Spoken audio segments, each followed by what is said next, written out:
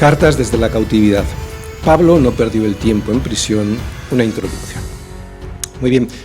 Pablo no perdió el tiempo en prisión. La misión que Cristo le había encomendado era testificar de él, de Cristo, y eso fue lo que hizo. Predicó el Evangelio aún estando preso.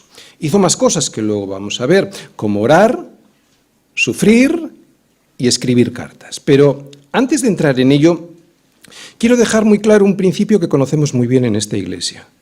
Dios es soberano. Primera parte. 3 lecciones sobre la soberanía de Dios. De estas 3 lecciones ya hemos hablado un poco al principio, pero insisto, primera lección. Dios tiene una manera mejor que la nuestra para hacer las cosas para que su propósito se cumpla. Segunda lección sobre la soberanía de Dios. Esa manera, que no suele coincidir con la nuestra, trae siempre dificultades.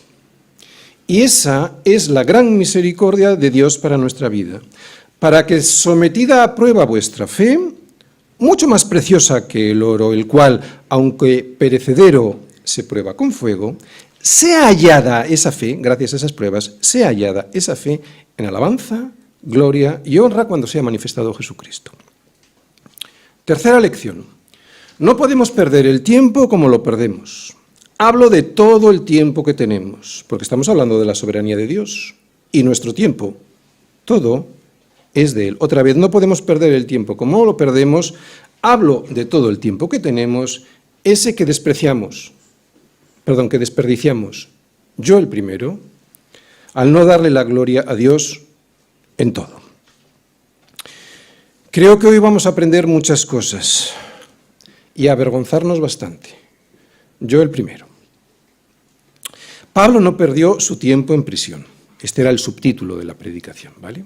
Yo creo que con esta frase es donde vamos a centrar la introducción sobre las cartas de prisión de Pablo, para luego explicar las acciones concretas que vemos que Pablo nos muestra en sus cartas y entenderlas bien cuando veamos su enseñanza.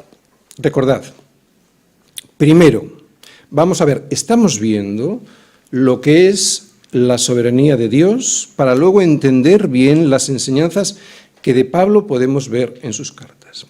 Otra vez, sin entender y aceptar la soberanía de Dios y su gloria, no entenderemos jamás lo que Pablo nos dice en sus cartas. Cuando hablamos del tiempo que Dios nos da para vivir nuestra vida aquí, no podemos dividirlo en un tiempo secular, en el que nos dedicamos a trabajar, estudiar, divertirnos y descansar, y otro tiempo sagrado que se lo dedicamos a Dios. No, porque eso no es bíblico. Esa es la tendencia natural del hombre caído que intenta acercarse a Dios, ¿vale?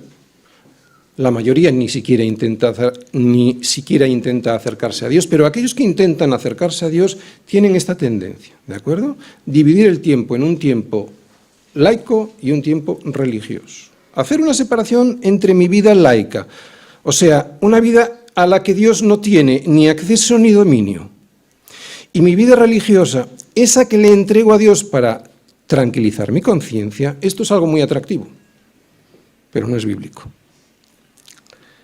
En ninguna de las enseñanzas de Jesús o de sus apóstoles aparece esto como una posibilidad. La división de la vida que Dios nos da en compartimentos estancos en los que Él entra en algunos y en otros yo no le dejo. Porque de Él y por Él y para Él son todas las cosas. También nuestro tiempo. Sé que suena radical. De hecho, a mí me suena fuerte.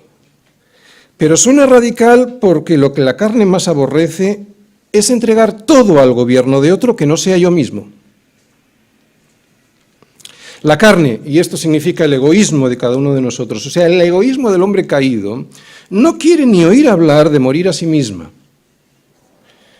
cuando resulta que amar es morir. Preferimos un rito al que le dedicamos un tiempo determinado que una entrega total a Dios y su voluntad. Y es algo con lo que luchamos todos. La tendencia que tenemos de que Dios no gobierne todo en mi vida que es más que evidente entre los incrédulos, porque nada de lo que ellos tienen lo entregan a Dios, resulta que es algo contra lo que también nosotros, los cristianos, estamos luchando, porque hacemos una separación entre un tiempo para Dios y un tiempo para nosotros. ¿Quién de aquí hubiese utilizado el tiempo de Pablo como Pablo lo utilizó?